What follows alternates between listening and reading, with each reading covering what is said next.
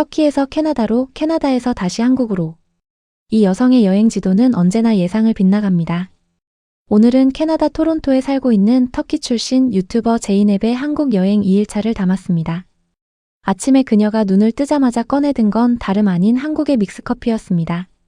익숙하게 커피 봉지로 커피를 휘젓는 모습이 정겹습니다. 뜨겁고 달콤한 첫 모금을 마신 그녀의 평가 들어보시죠. Bakalım hazır kahvenin tadı nasılmış.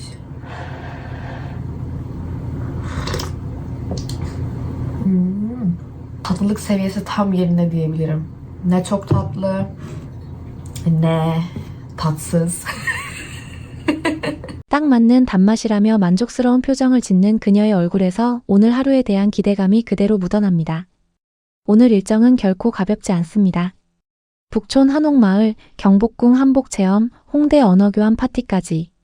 기온은 34도. 그런데 하필 이 더운 날 한복을 입고 궁궐을 걸어 다니기로 한 것이죠. 저 오늘 완전히 죽을 것 같은데요 라며 웃음을 터뜨리고 맙니다. 그렇게 마음의 준비를 마친 뒤 여자의 변신이 이어집니다. 고데기에 두꺼운 파우더까지 발라 메이크업을 단단히 고정시키고 미리 준비한 빨간 원피스를 입고 숙소 문을 나서는데요. 서울 거리에 나선 그녀가 가장 먼저 한 일은 교통카드를 구하는 것이었습니다. 한국의 대중교통 시스템, 특히 티머니 카드는 요즘 외국인 여행자들 사이에서도 꼭 챙겨야 할 필수품으로 통하는데요. 편의점에서 카드를 손에 넣은 뒤 지하철역 충전기 앞에 선 그녀. 그런데 여기서 예상치 못한 일이 벌어집니다. 7일 패스권을 구매하려는데 기계가 돈을 계속 돌려보내는 것이 아니겠어요. 이게 뭐야, 장난해? 하며 당황하는 표정이 역력한데요.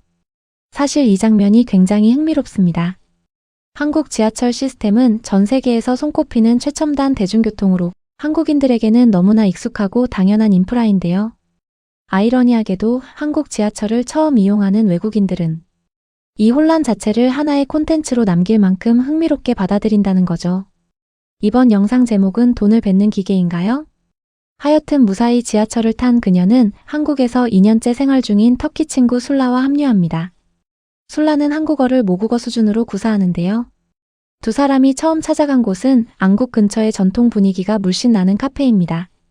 틱톡에서 자주 보이던 곳이었다며 직접 와보니 더 좋다고 눈을 빛내는 그녀. 낮은 테이블에 좌식으로 앉아 여러 디저트와 그리고 차를 주문합니다.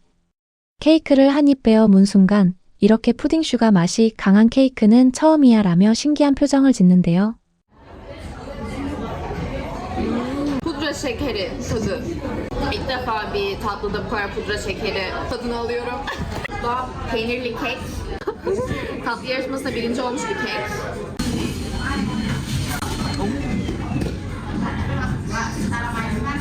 Çok daha iyi bunu. 그런데 두 사람이 카페를 나서 향한 곳이 바로 오늘의 하이라이트였습니다.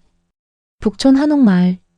서울 도심 한복판에 수백 년 된 기와집들이 그대로 살아있는 이곳은 실제로 사람들이 거주하는 생활 공간이기도 한데요.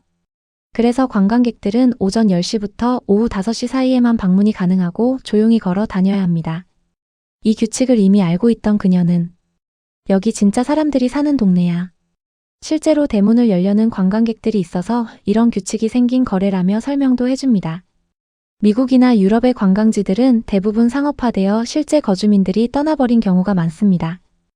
그런데 한국 북촌은 여전히 사람들이 살아 숨쉬는 공간을 유지하면서도 전통을 보존하고 있다는 점에서 외국인들이 더욱 특별하게 느끼는 것이기도 합니다. 살아있는 역사와 일상이 공존하는 마을.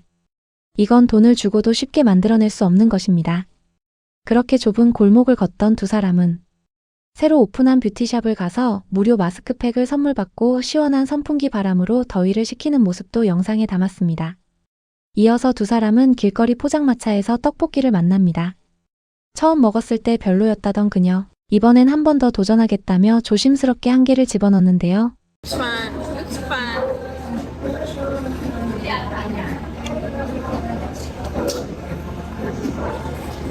İlk denememden daha iyi karşıladım. Yine de no. 떡볶이의 세계는 한 번에 모든 사람을 사로잡지 않아도 됩니다. 결국 한 번, 두 번 먹다 보면 어느새 빠져들게 되는 것이 바로 한국 길거리 음식의 매력이니까요. 이제 오늘의 메인 이벤트 한복 체험입니다.